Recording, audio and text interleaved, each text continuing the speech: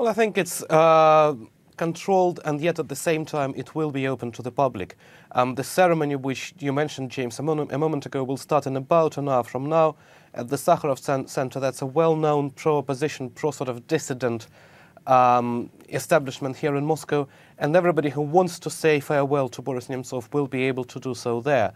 And then when the body will be taken to the cemetery is on the outskirts of Moscow, that's 5 hours away from now. That will be a much more tightly controlled occasion. But even then, I understand the number of people who will be attending will be quite large.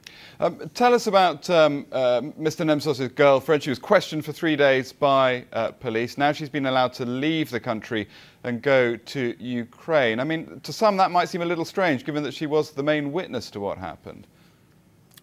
Well, yes, but people who are working on this investigation, as well as her lawyers, are saying that she has given quite an exhaustive account of what happened to Mr. Nemtsov during those last few hours. And then she appeared on Russian television on Monday, describing again those hours. I don't know whether there's a lot more that she can say at this point. There was at one point a suggestion that she may have to be interrogated on a truth detector. That I don't think that that's going to go ahead now.